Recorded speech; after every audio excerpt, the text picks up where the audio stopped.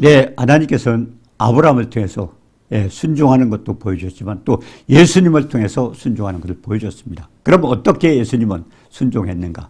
그 순종하는 또 우리 모두에게도 예수님과 함께 그런 순종함으로 축복받는 모두가 되도록 주님의 이름으로 축원합니다. 252번 순종하는 그리스도인입니다.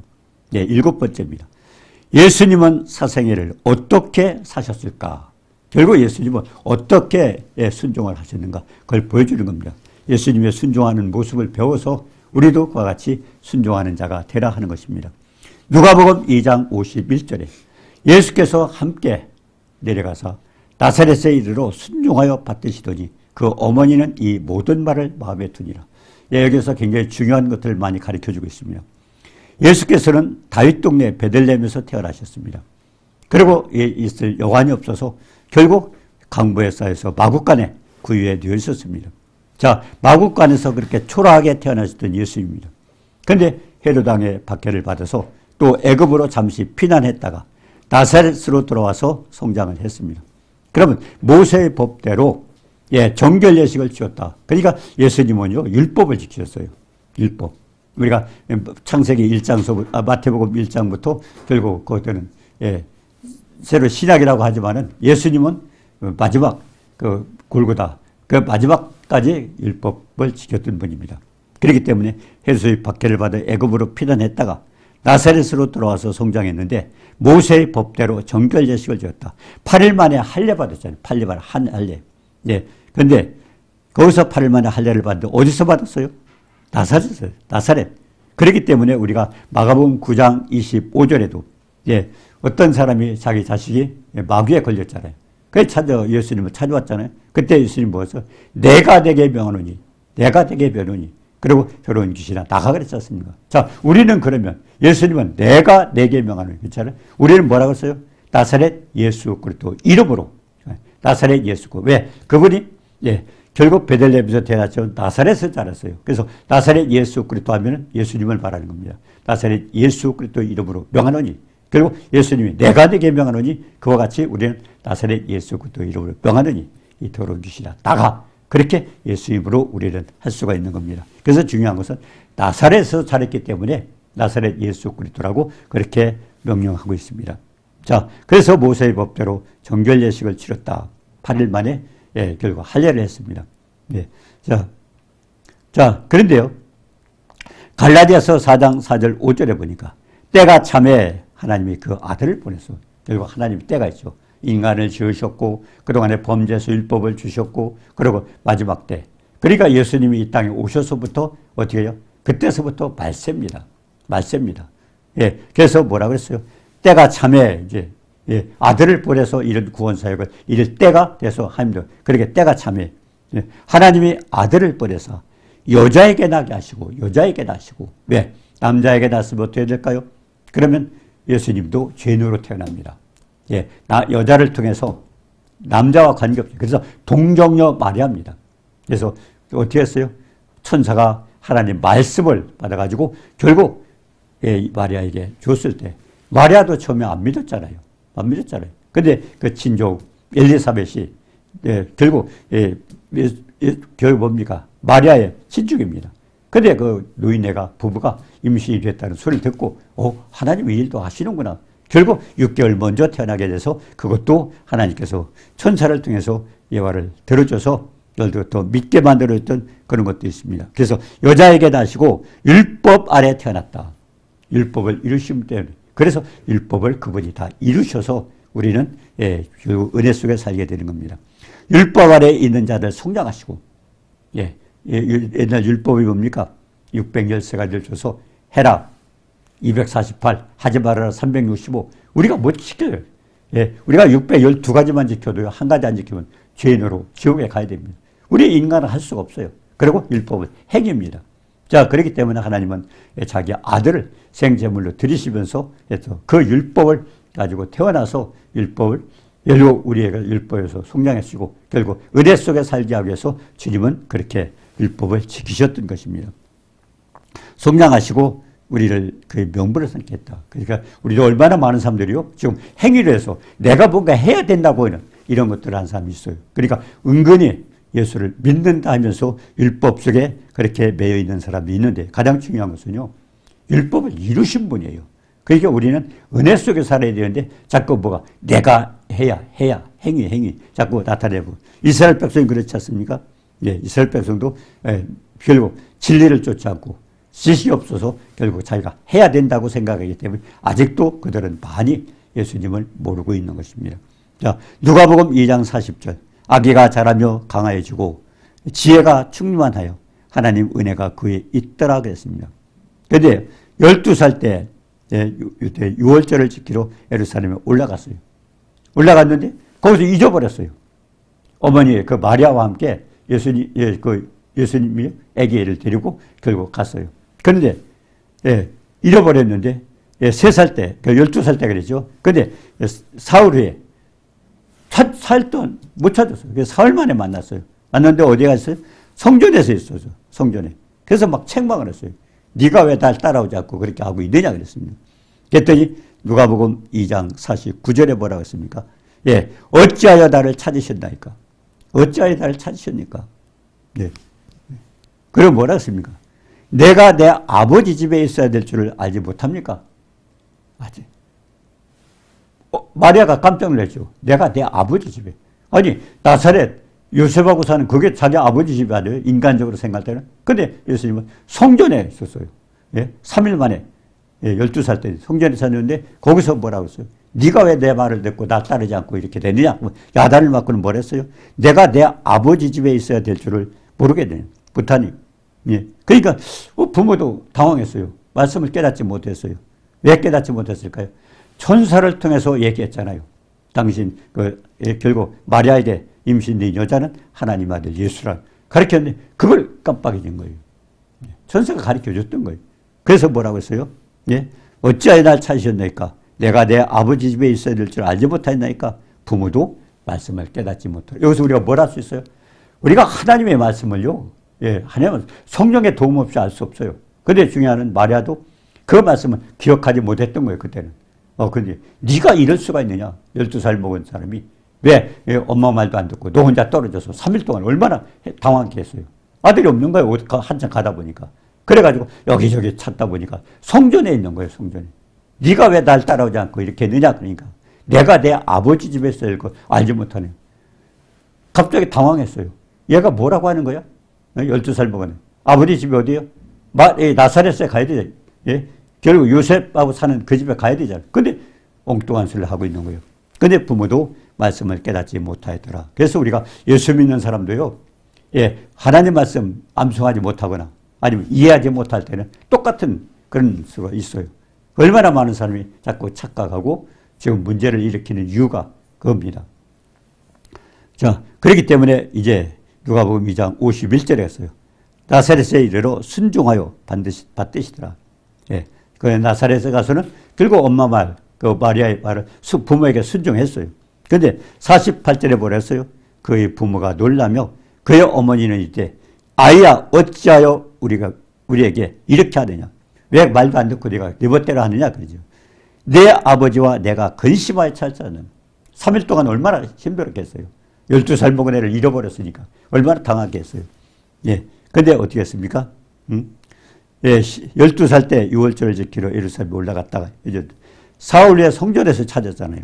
근데 부모가 놀라서 어찌하여 이렇게 찾으라 했느냐. 우리가 여기를 생각하면 어때요? 아, 이 아들도 부모를 근심하게 만들었구나. 이런 생각할 수 있어요. 그죠? 아니 12살 먹은 왜 3일 동안 엄마 아빠를 속삭였어? 그래서 아이고 예수님도 어려서부터 그렇게 불순종했구나. 우리가 착각할 수가 있습니다. 그래서 우리가 하나 깨달을 것은 여기서 보면 예수께서 육신의 부모에게 말도 듣지 않고 속상하게 한 아들 같기도 합니다. 그러나 50절에 보면 부모가 그가 하신 말씀을 깨닫지 못하더라. 그러니까 내가 아버지 집에 있어야 돼. 그러니까 천사가 임신되기 전에 그죠? 그때 해준 말을 기억했다면 그때 얘기했는데 근데 그걸 못하는 거예요. 그래가지고 지금 부모도 자기가 이 아들이 12살 먹은 아들이 하는 얘기를 이해를 못하고 있는 거예요. 우리도 마찬가지예요. 성경 말씀 이해가 안 가더라. 예, 하나님의 성령의 도우심이 아니에요. 그래서 하나님 말씀을 묵상하라는 겁니다. 묵상하여 지켜 행하라는 겁니다. 예, 여호수아 1장 8절에 그랬잖아요. 율법책을 내 입에서 떠나지 말게 하고 주야로 묵상하고 주야로 묵상하고 그걸 지켜행하라. 그렇기 때문에 지금도요. 믿는 사람들이 가장 많이 해야 되는 묵상 훈련을 많이 해야 돼요. 묵상 훈련. 그렇지 않으면 우리는 잘못하면 지금 12살 먹은 그 예수를 아는 마리아처럼 이렇게 착각할 수가 있어요. 얼마나 야단쳤겠어요. 네가 이렇게 속썩이냐? 엄마 아빠 이렇게 고생하고 너를 3일 동안 찾았는데 그걸 야단을 쳤어요. 근데 예수님은 할 말 했어요. 내가 아버지 집에 있어요. 근데 그거를 알지 못했다는 겁니다. 천사의 말을 기억했다면 임신되기 전에 어떻게 됐어요? 가르쳐 줬잖아요. 하나님 아들이 네 배에서 태어날 것이다. 그래서 순종해, 결국 주의 계집종이니 말씀대로 이루어지었다 하니까 그때 받아들이니까 천사가 떠나는 그때 임신이 된 겁니다. 그때 임신. 그러니까 우리도 영접하는 자, 곧 그 이름을 믿는 자에게 하나님의 자녀가 되는 권세를 줬어요. 결국 우리가 예수 그리스도 이름을 믿어질 때 그때 하나님의 자녀가 잉태가 되는 겁니다. 그래서 거듭났다는 건 뭐예요? 부모를 태워서 났어요. 근데 거듭난 사람들은 거듭나지 않으면 하나님 나라 갈 수 없다는 것은 결국 부모를 태워서 한번 태어났어요. 그 사람은 천국 못 가요. 다시 어떻게 돼요? 다시 말씀으로 돼야 돼요. 영접하는 자, 곧 그 이름을 믿는 자, 하나님 자녀가 되는 권세를 주는 혈통 육적이라는 사람의 뜻이 아니고 하나님께로 났어요. 하나님 말씀으로 낳는 거죠. 말씀으로. 그래서 말씀으로 다시 태어난 거듭난 그 사람만 천국에 가는 것입니다. 자, 그래서 이제 결국 여기서도 마리아도 마찬가지죠. 예수님도 나사렛 동네에 가서는 순종하여 받으셨더라. 그 이외에는 다 순종했어요. 그러니까 그 순간 보면은 예수님도 속썩였구나. 근데 아니에요. 그건 어머니가 말씀을 이해하지 못했기 때문이었습니다. 그래서 마태복음 13장 10절에 그랬잖아요. 제자들이 예수께 이르되 어찌하여 그들을 비유로 말씀하십니까? 성경에 보면 많은 비유가 나오고 있어요. 왜 그렇게 비유를 해서 저 많은 사람들이 깨닫지 못합니까? 그겁니다. 그게 답이 뭡니까? 우리가 결국 뭡니까? 천국 비밀을 아는 것은 너에게 허락할 때 성령을 받은 자, 하나님의 자녀가 된 자는 알 수 있어요. 천국의 비밀을. 왜? 묵상하면 성령께서 가르쳐 주니까. 요한일서 27절에 그때는 주께 기름 부은 바니 너희 안에 거하나니 아무도 너희를 가르칠 필요가 없고 그의 기름 부음이 모든 것을 가르치며 그러고서 뭐라고 했어요? 그 가르쳐 준 대로 그대로 행하라고 했어요. 요한복음 14장 26절에 보혜사하고 아버지께서 내 이름으로 보내서 성령 그가 너에게 모든 가르치고 내가 너에게 말한 모든 건 생각나게 하라고 했어요. 결국 성령께서 도와주셔야 돼요. 그러지 않고는 깨닫지 못해요. 비유나 또 아니면 상징으로 할 때는. 그래서 많은 사람들이 안 믿는 사람들이 그걸 깨닫지 못하면 성경 가지고 자꾸 비판을 해요. 성경에 이런데 하고. 자꾸 비판하는 얘기가 그렇습니다. 자, 그래서 그러면 어떻게 돼요? 우리가 보면은 우리가 레위기서 11장 3절에 보니까요. 책임지라는 동물 짐승은 뭐라고 했어요? 책임지라는 게 뭐예요? 소잖아요. 소는 위가 4개입니다.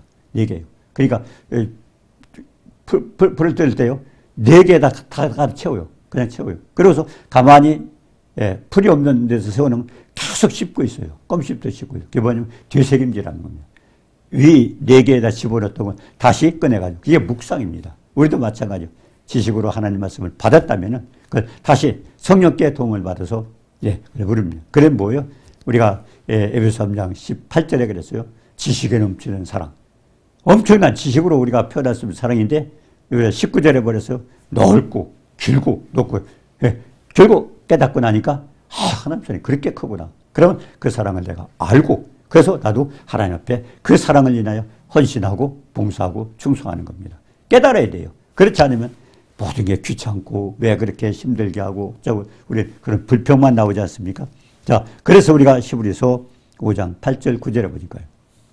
그가 아들이시면서도 받으신 고난으로 순종을 배워서 온전하게 되셨은즉 자기에게 순종하는 모든 자에게 영원한 구원의 근원이 되었다. 굉장히 중요한 말씀입니다. 예수님도 고난을 통해서 순종을 배워서 그리고 온전하게 됐기 때문에 순종하는 모든 자, 우리에게 결국 구원의 근원이 되는 이 본을 보여줬어요. 그래서 지금 대제사장으로 지금은 하늘 보좌에 왜? 이 땅에서 십자가 사랑을 통해서 우리에게 다 해주셨어요. 다 해줬어요. 예, 가시관 찔리시고 뺨 맞고 침 뱉고 주먹으로 맞고 그러고 손과 발에 못이 찔리고 그러고 채찍에 맞고 그러고서 십자가에 달리시면서 우리의 모든 문제를 다 해결하셨어요. 중요한 것은 그것들은 결국 우리가 성령으로 결국 성령의 감동을 받아가지고 깨닫고서 내가 실천하고 믿고 받아들일 때 그래서 나에게 축복이 어지는 주님은 다 해놓으셨지만 그것을 지금 구경하고 있는 사람들이 얼마나 많습니까? 관계없이. 왜 그럴까요? 결국 이 말씀을 묵상하지 못하고 결국 깨닫지 못하기 때문에 나와 관계없는 어떤 사람만 하고 사람들이 그런 얘기를 합니다. 선배 그러잖아요. 아 이거 누구 때문에 누구 아니에요. 성경은 전부 나에게 관계되는 겁니다. 하나님 말씀은 전부 나하고 관계되는 거예요. 어떤 사람만 아니에요. 우리 모두가 믿는 사람에게 똑같이 맞습니다. 그래서 예수님은 순종을 배워서 순종하는 모든 자에게 구원의 창시자가 된 거예요. 그래서 지금은 예수님은 대제사장이 되신 겁니다. 그래서 예수께서는 하나님의 아들이면서도 고난당하는 것들을 순종하기를 배워서 완전하게 됐고 그리고 자신에게 순종하는 모든 자에게 영원한 구원이 되셨다. 결국 영원의 구원의 창시자가 된 겁니다. 그래서 마태복음 11장 28절 29절 보면 수고하고 무거운 짐진 자들아 수고하고 무거운 짐진 자라. 네, 왜 그랬습니까? 다 내게로 오라. 결국 수고하고 무거운 짐진 자는 죄를 져야 되고 죄가 해결이 안 됐고 그리고 많은 결국 많은 걸 당하고 있는 거예요. 네, 그 사람. 네, 그 무거운 짐진 자, 엄청난 힘들이가 살고 있는 거죠. 예수님과 관계없이 도움을 못 받고 있는 거죠. 내가 너희를 시가하리라. 예, 그러면 너는 나는 마음이 겸손하니 나의 명예를 배워. 나는 마음이 온유하고 겸손하니 그걸 배워라 했어요. 예, 수고하고 무거운 짐진 자들은 그걸 배워라. 그러면 너희 마음이 쉼을 얻으리니. 예, 쉼을 얻으리니. 자, 그러면 예수님께 배우라고 했는데 수고하고 무거운 짐진 자들 어떤 사람 될까요?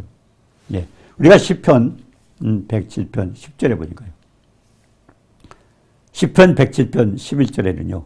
하나님의 말씀을 거역하며 지존자의 뜻을 멸시합니다. 예, 하나님의 뜻을 거역하고 우리가 창세기 3장 16절부터 19절 보면 나오잖아요. 여자는 결국 사탄의 말을 듣고 사탄의 말을 듣고 해사다는 고통을 느끼게 되고 남자는 아내의 말을 듣고 하나님과 관계없어요. 아내의 말을 듣고 땅이 저주를 받고 그리고 수고하고 땀 흘려야 또 수완생이고 그리고 창세기 3장 19절은 뭡니까? 결국 흙으로 돌아가라. 그래서 돌아가셨다고 그러잖아요. 자, 이와 같은 것들은 뭡니까? 수고하고 무거운 짐진 자들, 남자, 여자, 땅과 모든 이와 같은 힘들게 된 것입니다. 그런데 주님 뭐라고 했어요? 나에게 오라. 예. 하나님 말씀을 거역하고 지존자의 뜻을 멸시했기 때문에 그와 같은 일을 당하고 있다. 그래서 시편 107편 10절에 뭐예요? 사람이 흑암과 사망의 그늘에 앉고 곤고와 쇠사슬에 매입은 여러 가지 고통을 당하고 어렵고 어둠 가운데 이렇게 살고 있는 것은 뭐예요? 마귀에게 눌려서 마귀에 끌려서 살고 있는 이유가 뭘까요? 예, 그거는 하나님 말씀을 거역하고 지존자의 뜻을 멸시했기 때문에 그렇다고 그랬습니다. 그러면 시편 107편 12절에 그랬어요. 그러므로 그가 고통을 주어 하나님 말씀을 거역했던 자의 고통을 주어 그들의 마음을 겸손하게 하셨으니 그들의 마음을 낮추기 위해서 고통을 주는 거예요. 낮추기 위해서. 고통이 왔다면 뭔가 내가 깨닫고 낮아져야 된다. 그래서 고통을 준 것은 겸손하게 하셨으니 그들이 엎드러져도 돕는 자가 없더라. 왜? 하나님이 못 도와주게 하는 거예요. 하나님 못 도와줘. 엎드려 돕는 자가 없더라. 없더라 그랬어요. 그래서 어떻게 됐어요? 그러면 하지만 예수께서 다 내게로 오라. 그래서 예수님께 오라는 거예요. 결국 예수님을 떠나서 하나님 말씀 거역하고 진짜의 뜻을 멸시했기 때문에 그런 일을 당하니까 이제 예수님께 돌아오라는 거죠. 돌아와서 어떻게 바뀌어야 돼요? 온유하고 겸손하게 주님의 그 겸손을 배우라고 그랬습니다. 엎드러져도 돕는 자가 없더라. 어떤 사람 그랬어요. 아, 내가 굉장히 힘든데 우리 부모가 잘 사는데 형제가 잘 사는데 왜 날 안 도와주지? 아니에요. 누구한테 해야 돼? 하나님 앞에 해야 돼요. 하나님 못 도와주게 하는 거예요. 못 도와주게 하는 거예요. 왜? 겸손하게 낮추기 위해서. 하나님 앞에 돌아와서. 그게 중요한 거죠. 그것조차도 그들의 마음도. 부부간에도 그렇잖아요. 아, 이거 믿음이 없는데, 저 믿음 없다. 할 수 있어야 돼요. 하나님이 춤을 내야 돼요. 하나님 춤을 내야 돼요. 제가 엊그저께도 그런 간증했지 않습니까? 어떤 분이, 다리가 그렇게 막 굉장히 힘들고 그래서, 기도를 했는데, 하나님께서 성령으로 감동시켜서 그때 보여주셨어요. 네가 왜 네 남편을 그렇게 미워하느냐. 예, 미워하느냐. 그리고 10계명의 4, 5, 6, 10계명의 4계명이 뭐예요? 4, 5, 6, 그건 이웃사랑이잖아요. 예, 5, 6, 7, 8 보시죠.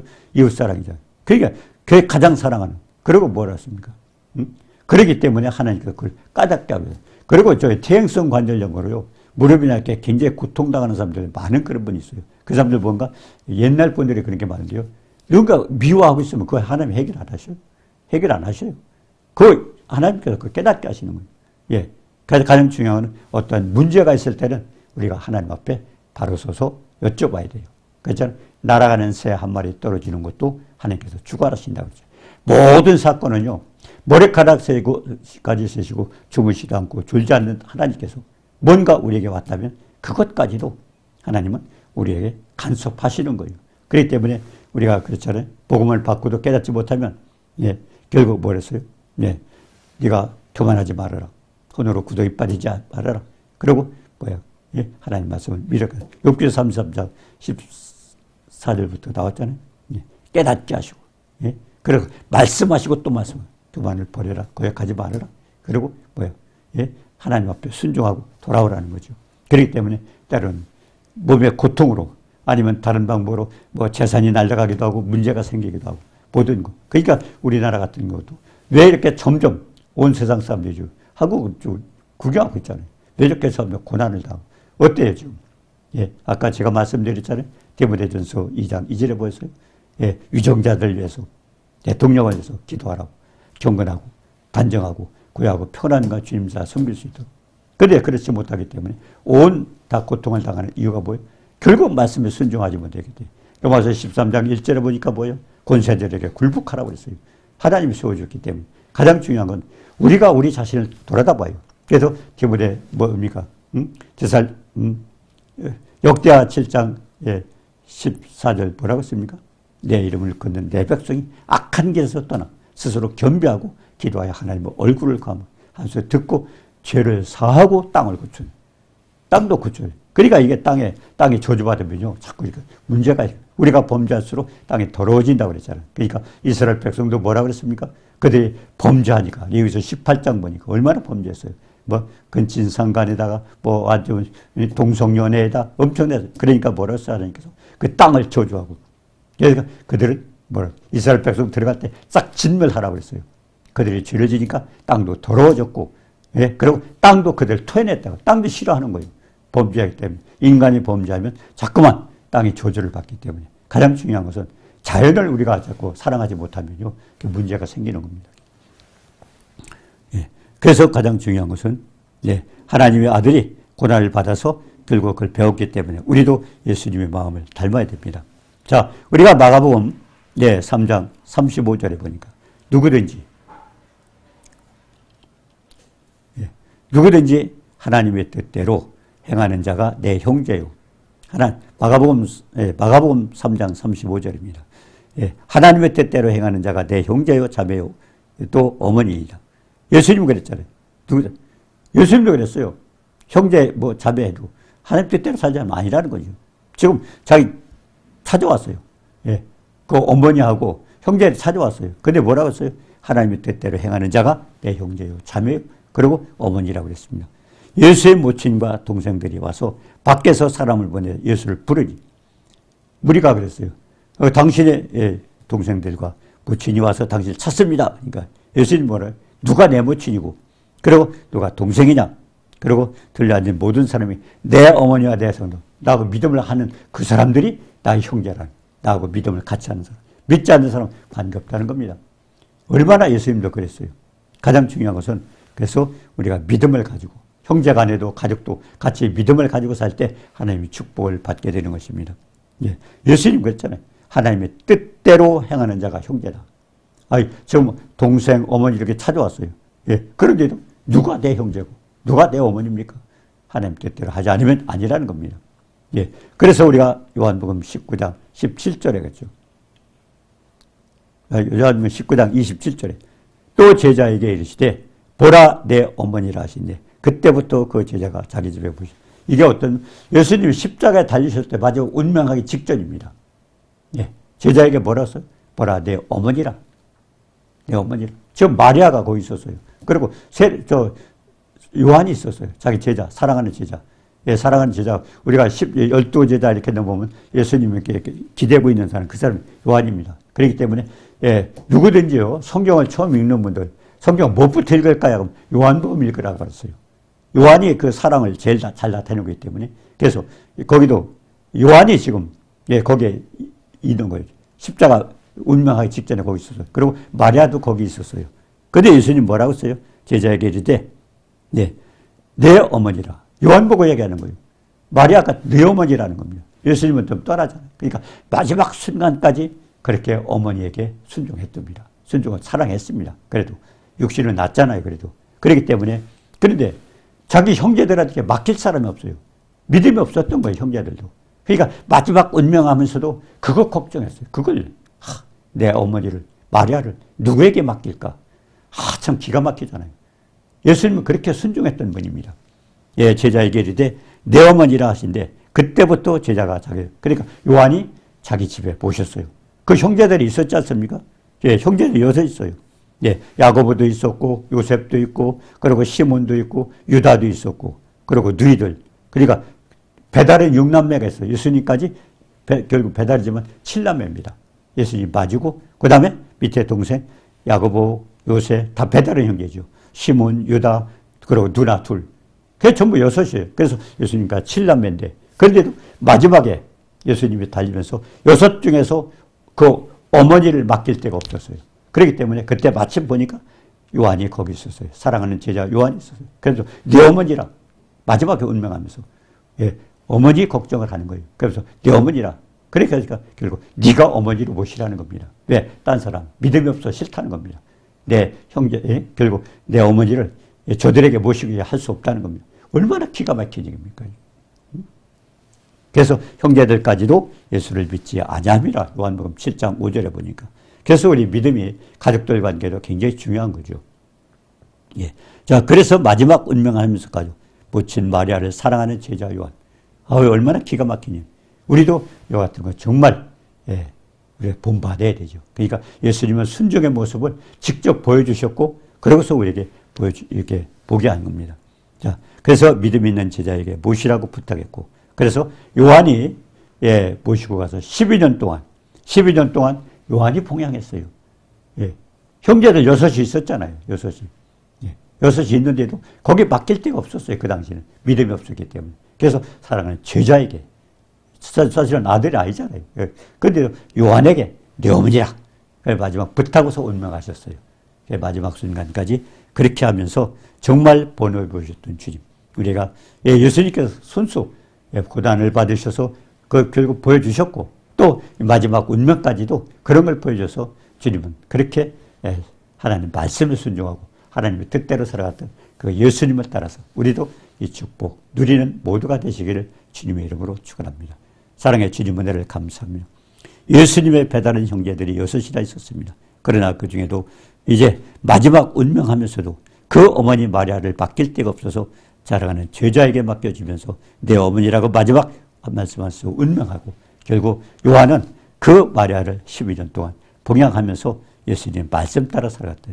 얼마나 우리 가족들 간에도 이렇게 믿음이라는 게 중요한가를 예수님을 통해서 보여주셨으면서 예수님의 순종의 모습을 우리도 벗고 말씀에 순종하고 축복받는 우리 모두가 되도록 도와주옵소서.